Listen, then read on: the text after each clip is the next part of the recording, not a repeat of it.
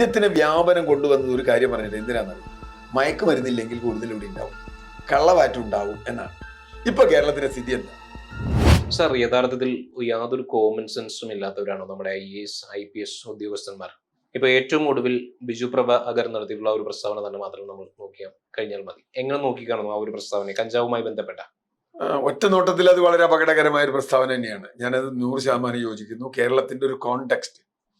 പക്ഷേ ലോകത്ത് പല രാജ്യങ്ങളിലും കഞ്ചാവ് ഇതായിട്ട് കിട്ടുന്ന സ്ഥലമാണ്. ഞാൻ യൂറോപ്യൻ രാജ്യങ്ങളിൽ, കാനഡയിൽ, അമേരിക്കയിലൊക്കെ പോയിട്ടുണ്ട്. അവിടെ നിഹിതമായി ഇന്ന കടയിൽ നിന്ന് ഇത്ര കഞ്ചാവ് കിട്ടും, കഞ്ചാവ് വരെ മേടിക്കാൻ നോക്കും. പക്ഷെ ആ ഒരു പശ്ചാത്തലമാണോ കേരളത്തിൽ? അല്ല, ഞാൻ പറയാതിരിക്കും. അപ്പൊ അങ്ങനെയുണ്ട്, ഒരു സ്ഥലങ്ങളുണ്ട്. ആ സ്ഥലങ്ങളിൽ കഞ്ചാവ് അവര് നിയമപരമായി കൊടുക്കുന്നു. ഇതേ ചോദ്യം മദ്യത്തെ പറ്റിയും ചോദിക്കാം. മദ്യത്തെ പറ്റിയും ചോദിക്കാം. ഇപ്പോ LDF ഗവൺമെന്റ് അധികാരത്തിൽ വരുമ്പോൾ മദ്യവർജനമാണ് ഞങ്ങളുടെ നയം എന്നാണ് അവർ പറഞ്ഞത്. മദ്യം എന്തായാലും മനുഷ്യന്റെ ബുദ്ധിയെ കെടുത്തുന്നുള്ള കാര്യത്തിൽ തർക്കമില്ലല്ലോ.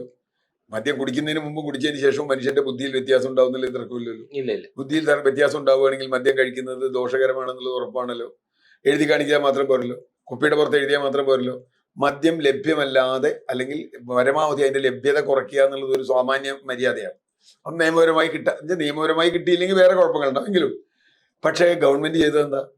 രാജ്യത്താകെ ബാറുകൾ കൊടുക്കുകയും 28 ബാറിൽ നിന്ന് 1200 ബാറിലേക്ക് പോവുകയും അതുപോലെ ഈ ബിവറേജസ് ഔട്ട്ലെറ്റുകൾ 100 കണക്കിന് ഓരോ പ്രദേശത്തും കൊടുക്കുകയും ഓരോ പഞ്ചായത്തിലും ഒരു ഔട്ട്ലെറ്റ് എന്നുള്ള ഏതാണ്ട് രൂപത്തിൽ നമ്മുടെ അവിടെ വന്നിട്ടുണ്ട് മുനിസിപ്പാലിറ്റിയിൽ. ഇങ്ങനെയെല്ലാം ആണെങ്കിലും ഒരു ചോദ്യമാണ്, എന്തുകൊണ്ട് നമുക്ക് പറയുന്ന പോലെ സൂപ്പർ മാർക്കറ്റ് വഴി വിറ്റു? അല്ല, അവിടെയാണ് ചോദ്യം. അപ്പോ മദ്യം അങ്ങനെ എന്തിനാ ഇവര് വഴിക്കൂടുന്നത്? ശരിയാണ്, ലോകത്ത് പല രാജ്യങ്ങളിൽ സൂപ്പർ മാർക്കറ്റ്. ഇപ്പൊ യൂറോപ്പിലോ അല്ലെങ്കിൽ അമേരിക്കയിലോ പോയാൽ നിങ്ങൾക്ക് മദ്യത്തിന് ക്യൂ നിൽക്കാൻ വേണ്ട ഒന്നും വേണ്ട. ഏത് സൂപ്പർ മാർക്കറ്റിൽ കയറിയാലും നിങ്ങൾക്ക് ആവശ്യമുള്ള പോരാ. അല്ല, ഇങ്ങനെയാണെന്നുണ്ടെങ്കിൽ നമുക്ക് കഫയിലും അപ്പൊ മദ്യം എന്തിനാണ് ഈ റെസ്ട്രിക്ട് ചെയ്യുന്നത്? സർക്കാരിന് നീതി കിട്ടാൻ മാത്രം. അങ്ങനെ ചെയ്യുമ്പോൾ സർക്കാരിന് നീതി കിട്ടുന്നില്ല, അല്ലെങ്കിൽ മറ്റൊരാണ്ട് ചിലപ്പോൾ സർക്കാരിന് പൈസ കിട്ടിയില്ല എന്ന് വരും. ടാക്സ് വെട്ടിപ്പൊക്കെ വെച്ച് സർക്കാരിന് കിട്ടാതെ വരുമെന്ന് എനിക്കറിയില്ല. അപ്പൊ സർക്കാരിന് വേണ്ടി മാത്രം മദ്യം ഇങ്ങനെ കൊടുക്കുന്നത്. അപ്പൊ മദ്യം കൊടുക്കുന്നത് ശരിയാണോ എന്ന ചോദ്യം പോലെ തന്നെ പ്രസക്തമാണ് കഞ്ചാവ് മദ്യത്തേക്കാൾ ഇഫക്റ്റീവാണ് എന്ന് നമുക്ക് വാദത്തിന് വേണ്ടി സമ്മതിക്കാം. കാരണം കഞ്ചാവ് കുറെ കൂടി ഇതുണ്ടാവും. അങ്ങനെ കഞ്ചാവ് വലിക്കും തെറ്റാണെന്നുണ്ടെങ്കിൽ ഒരു പരിധിവരെ മദ്യവുമായിട്ടും അതിനെ താരതമ്യപ്പെടുത്തണം എന്ന് പറയാനാണ് ഞാൻ ആദ്യം ഒരു ഔഷധമായിട്ട് പറയുന്നത്. തമ്പി നാഗാർജുനയൊക്കെ ഇതിന് കഞ്ചാവിന് അല്ല, കഞ്ചാവ് ഔഷധമാണ്, കറുപ്പ് ഔഷധമാണ്. കറുപ്പ് എന്ന് പറയുന്നത് ഇപ്പോൾ എല്ലാവരും പറയുന്ന ഒരു കാര്യമുണ്ട്. മാർസിന്റെ ഒരു ഗംഭീര കമന്റ് എല്ലാവരും പറയുന്നത് മതം മനുഷ്യനെ വഹിക്കുന്ന കറുപ്പാണ്. അവിടെ ഓപ്പിയം എന്ന വാക്ക ഉപയോഗിച്ചിട്ടില്ല. ഓപ്പിയം എന്നത് യഥാർത്ഥത്തിൽ ഒരു മയക്കുമരുന്നല്ല, ലഹരി പോലും അല്ല, ഒരു വേദന സംഹാരിണിയാ. അന്ന് ഇപ്പോ സർജറി ചെയ്തിരുന്ന കാലത്ത് കറുപ്പ് കൊടുത്ത് വേദന സംഹരിക്കും. ഒരു വേദന സംഹാരിണിയാണ് ആ സാധനം. അപ്പൊ ഓപ്പിയം ഒരു മയക്കുമരുന്ന് മാത്രമല്ല, ഒരു മരുന്ന് കൂടിയാണ്. എല്ലാ മയക്കുമരുന്നുകളും മരുന്നാണ്, മനസ്സിലായില്ലേ? എല്ലാ മയക്കുമരുന്നും ഒരു പരിധി വരെ മരുന്നാണ്. പക്ഷെ അതിന്റെ ഒരു ലെവൽ കൂടുമ്പോഴാണ് സൈക്കിഡെലിക്. അത് സൈക്കിഡെലിക്. അപ്പൊ ആ അർത്ഥത്തിൽ എന്തുകൊണ്ട് അപ്പൊ കഞ്ചാവ്. പക്ഷെ കേരളത്തെ സംബന്ധിച്ചിടത്തോളം ഞാനിപ്പോ കഞ്ചാവ് കൊടുക്കാന്ന് കൊണ്ടൊരു കാര്യമില്ല. ഇപ്പൊ ഇവിടെ മദ്യത്തിന് വ്യാപനം കൊണ്ടുവന്നത് ഒരു കാര്യം പറഞ്ഞിട്ട് എന്തിനാണെന്നറിയാം? മയക്കുമരുന്നില്ലെങ്കിൽ കൂടുതൽ ഇവിടെ ഉണ്ടാവും, കള്ളവാറ്റുണ്ടാവും എന്നാണ്. ഇപ്പൊ കേരളത്തിന്റെ സ്ഥിതി എന്താ? കേരളത്തിൽ അതിവ്യാപകമായി മയക്കുമരുന്ന് ഉണ്ടെന്ന് മാത്രമല്ല, അത് കഞ്ചാവൊന്നുമല്ല, കെമിക്കൽ എന്താണ് പറയുക, മയക്കുമരുന്നുകളാണ്, മയക്കുമരുന്നുകളാണ്.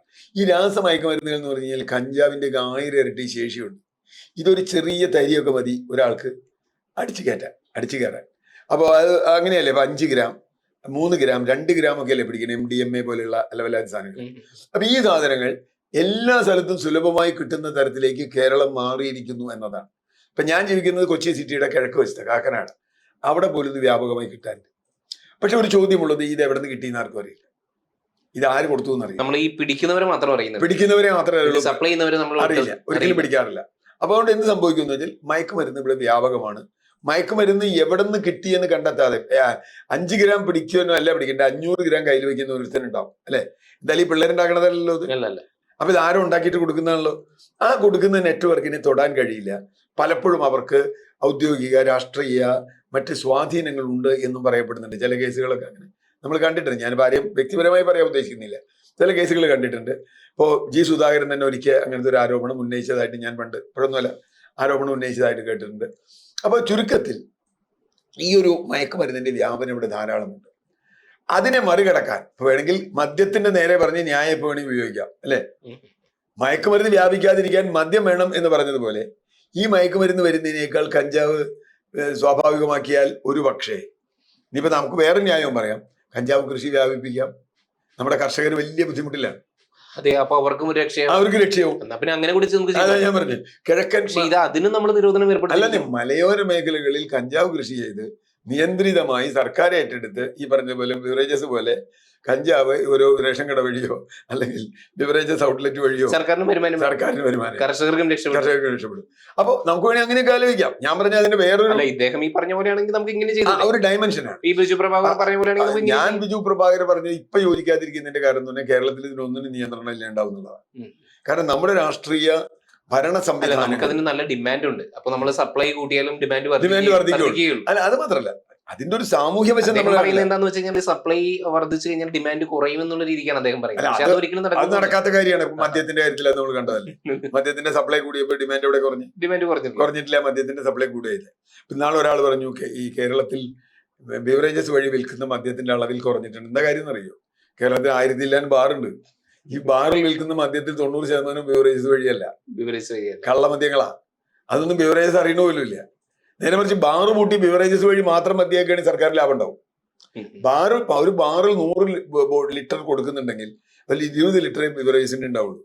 ഏത് ബാറ് പരിശോധിച്ചാലും അവിടെ ബിവറേജസിന്റെ അല്ലാത്ത അല്ലെങ്കിൽ കള്ള സ്റ്റിക്കർ വെച്ച മദ്യങ്ങളെ ഉണ്ടാവും. കാരണം അതാണ് അവരുടെ ലാഭം. നിങ്ങളൊരു ബ്രാൻഡ് ബിവറേജസിൽ നിന്ന് വാങ്ങിക്കുമ്പോൾ കൊടുക്കുന്ന പൈസയുടെ പകുതി കൊടുത്താൽ മതി. വ്യാജമദ്യം ലാഭകരമാണ്. അപ്പോ ഞാൻ പറഞ്ഞത് ഇപ്പൊ വ്യാജമദ്യത്തിൽ എന്തൊക്കെ ഉണ്ടെന്ന് നമുക്കറിയില്ല. ഇപ്പൊ വ്യാജമദ്യം കഴിച്ചപ്പോൾ ആൾ മരിച്ച കേസുകളുണ്ട്. മണിച്ചൻ, അതുപോലെ വൈപ്പിൽ മദ്യ ദുരന്തമൊക്കെ ഉണ്ട്. ഞാൻ പറഞ്ഞത് ഇത് വളരെ വിവാദം ഉണ്ടാക്കാൻ ഒരു വിഷയം എന്നുള്ളതല്ലാതെ നമുക്ക് വേണമെങ്കിൽ 2 സ്ഥലത്തേക്ക് ബാധിച്ചു പോവാം. ഏത് മദ്യത്തിന്റെ വ്യാപനം പോലെ കഞ്ചാവിന്റെ വ്യാപനവും നിയമവിരുദ്ധമല്ലാതാക്കുക കഞ്ചാവ് എന്ന് പറയുന്നത് വാദിച്ചു പോവാം. വാദിച്ച് നമുക്ക് ജയിക്കുമോ തോൽക്കുമോ എന്നറിയില്ല. പക്ഷെ ഇന്നത്തെ ഒരു സാഹചര്യത്തിൽ കേരളത്തിൽ അതൊരു വിഡ്ഢിത്തം എന്ന് ഞാൻ പറയുന്നില്ല, അങ്ങനെ ഒരു നിർദ്ദേശം അംഗീകരിക്കാൻ എനിക്ക് വ്യക്തിപരമായി ബുദ്ധിമുട്ടുണ്ട് എന്നല്ലാതെ അത് ന്യായം ഉണ്ടാവാം, ന്യായം ഉണ്ടാക്കി വേറെ ആൾക്ക് കൊണ്ടുവരാം. കാരണം മദ്യത്തിന്റെ കാര്യത്തിൽ നമ്മൾ ആ ന്യായമാണ് ഇവിടെ എസ്റ്റാബ്ലിഷ്ഡ് രാഷ്ട്രീയ പാർട്ടികളും ഭരണകൂടവും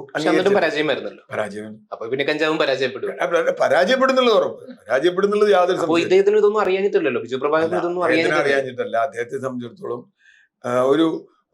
ഒരു നിർദ്ദേശം അദ്ദേഹം ഞെട്ടിക്കുന്ന ഒരു നിർദ്ദേശം വെക്കുന്നു എന്നല്ലാതെ ഇതിപ്പോ ആരും പെട്ടെന്ന് ചെയ്യുന്നില്ല എന്ന് വരാനും പോകുന്നില്ല എന്നറിയാം. അതുകൊണ്ട് അദ്ദേഹത്തിന് അങ്ങനെ ഒരു പത്രത്തിൽ ഒരു ലീഡ് വാർത്ത കിട്ടി എന്നുള്ളത് മാത്രമേ ഞാൻ കാണുന്നു.